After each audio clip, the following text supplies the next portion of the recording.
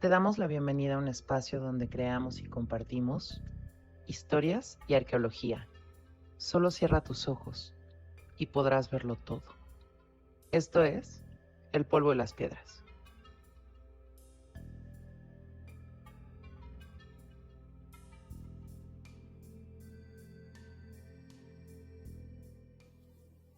Esta historia ocurrió hace ya muchos años. Era mitad del otoño. Serían cerca de las 3 de la tarde. El calor era sofocante y el clima seco. Habían pasado ya varios días desde la última lluvia. Mis piernas estaban cansadas, pues acumulaban muchas caminatas previas por aquella región. Mi camisa estaba empapada en sudor. Hasta ese momento de mi vida, siempre había vivido como un tipo de ciudad, por lo que ese entorno era completamente nuevo para mí y muy poco familiar. Pero todo eso estaba por cambiar. Seguí caminando un buen rato, adentrándome más y más a través del camino que dejaba de ser de asfalto para convertirse en una brecha de tierra apisonada. De pronto, mis pensamientos se interrumpieron. Algo llamó mi atención. Me detuve, respiré un poco y confirmé mis sospechas. No había ningún ruido a mi alrededor, ni un solo sonido. Pensé que tal vez hasta los insectos preferían guardar silencio por el calor. Aunque no lo crean, no había mosquitos, ni uno solo. El viento se había ahogado y era nulo. Los enormes árboles parecían petrificados. Nada se movía en la redonda. Qué extraño. Todo estaba quieto y callado, como dormido. Recuperé el paso para admirar lo verde que era el entorno. Múltiples y diferentes tonos de verde. Todos los tonos de verde que puede identificar alguien que no es daltónico. Tengo que confesarles que yo lo soy. Me dejé absorber por todos esos matices, desde el más oscuro hasta el más brillante. Por encima de mí, a más de 20 metros de altura, esos fulgurantes verdes se fusionaban con el azul pálido del cielo, que esa tarde estaba salpicado por algunas nubes fugitivas. Abajo y frente a mí, a lo largo del camino, entendí cómo esos tonos esmeraldas eran provocados por una gran variedad de tipos y formas infinitas de hojas que se mezclaban con el color marrón, el negro y a veces el gris, de un resquebrajado, seco y polvoriento sendero, cubierto aquí y allá por cientos de ramitas y hojas secas. No logré, sin embargo, distinguir el color de alguna flor. De repente, a lo lejos, el sonido de un ave rompió el silencio. Aquello sonó como un grito en la distancia, repitiendo su lamento 3 o 4 veces, según me parecía. Me detuve de nuevo, escudriñé alrededor, buscando entre las ramas de los árboles más altos, pero no identifiqué al responsable de aquel escándalo. Sin embargo, a partir de ese momento, comencé a escuchar ruidos por todas partes, por todos lados. Del mismo modo, el calor y la luz del sol comenzaron a menguar. Parecía que todo estuviera sincronizado, todo coordinado perfectamente. Fue como si la selva despertara de su aletargada siesta vespertina. Entonces, alguien más despertó. No te detengas, no es nada, reprochó una voz a mis espaldas, que nos hizo de inmediato mirar hacia atrás. Era una voz tan familiar. Pensé que ya la había escuchado antes, en otro tiempo, en algún lugar.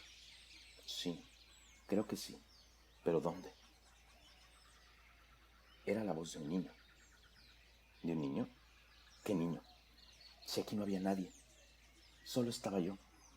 Pensé de inmediato y me sentí absorbido por un miedo que recorrió todo mi cuerpo, mucho miedo.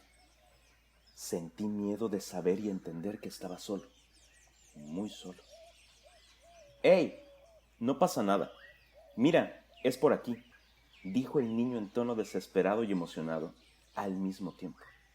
Ahora, ahora lo había escuchado de frente a mí, indicándome el camino. Su voz fue mucho más clara. No podía ver a nadie. De hecho, no había nadie. Tal vez era una toxina en los árboles. Tal vez una alucinación. La voz estaba de frente a mí o estaba detrás de mí. Pero lo más extraño fue que en ese momento dejé de sentir miedo. Me di cuenta que reconocía la voz. me daba cuenta por qué dejaba de tener miedo. Mariano, apúrate. Esa voz, claro que la conocía. Era la voz de un niño que había permanecido en silencio por años. No estaba delante, no estaba detrás. Me hablaba directamente. Hablaba con mi mente. Hablaba tal vez con mi corazón. Tal vez con quien hablaba era con mi propia alma. Hasta ahora entiendo por qué me era tan familiar. Tengan un poco de paciencia. Comprenderán mis palabras. O mejor dicho, espero hacer que me comprendan, como también espero hacerles comprender por qué a partir de este momento dejaré de hablar en singular para hablar en plural. Con el miedo desvanecido, continuamos en aquel camino. El niño estaba feliz de estar en ese lugar. Era un niño al que le gustaba explorar los cerros, el bosque, los arroyos, que jugaba a imaginar aventuras, caminar entre los maizales y que no se espantaba de seguir por senderos que no lo eran. Era un niño que no medía el peligro, pero que siempre tuvo cuidado. Un niño que, como todos los niños, tenía muchos sueños, pero tenía un sueño en especial. Un sueño que quería hacer realidad cuando fuese grande.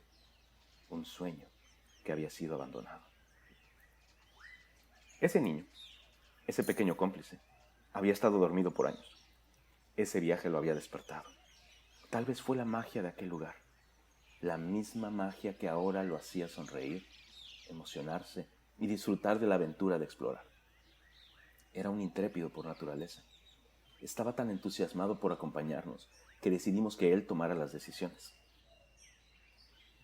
Seguramente se estarán preguntando, ¿pero a quién se le ocurre? ¿Cómo un niño va a tomar las decisiones?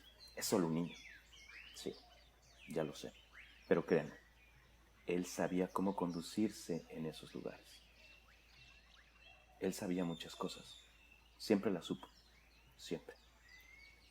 Sin darnos mucha cuenta, nuestros pasos eran observados, desde y entre los árboles, detrás de los arbustos, tal vez de frente a nosotros, tal vez a nuestras espaldas. Éramos seguidos por los atentos ojos de los guardianes de aquel lugar. Ellos nos escoltaban. Sus miradas eran miradas de curiosidad. Eran seres vivos de todos tipos y todas formas, preparándose para las últimas horas del día, y estaban ahora más activos que nunca. Parecía que, al igual que el niño, todos habían despertado. Pero también había otros ojos. Fue cuando los vimos por primera vez. Al fin pudimos mirarlos de frente. Cuando los tuvimos delante de nosotros, tratamos de entender esa fría y serena mirada, pero no pudimos. Eran unas miradas y unos ojos que no estaban vivos, pero que nos seguían con atención. Miradas silenciosas grabadas en un eterno recuerdo de hace siglos, pero que aún hoy vigilan lo que un día fue suyo. Pasamos frente a varios de ellos y nos dimos cuenta que no podíamos escapar de su serio e imponente semblante. Eran enormes, eran los grandes señores de otro tiempo y aún estaban de pie, como esperando. Parece un gigante, ¿verdad?, dijo admirado el niño enfrente de uno de ellos. Tal vez lo fueron. Alcanzamos a responderle mientras admirábamos un grupo de 5 de ellos, alineados como en una procesión silenciosa. Una procesión que no conducía a ningún lado. Pero allí estaban, estáticos y dinámicos a la vez. Nuestro pequeño cómplice nos dijo: «Vamos por acá», así, sin mayor explicación.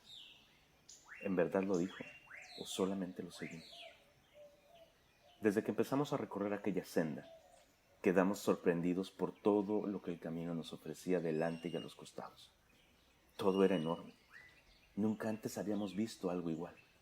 Estábamos tan admirados que ni siquiera sentíamos el paso del tiempo. De hecho, así pasa cuando eres niño. ¿Se acuerdan? Los gritos del niño nos hicieron quitar la mirada de nuestro reloj. Ni siquiera pudimos ver la hora. Aunque quisimos responderle, no pudimos hacerlo. Esta historia continuará.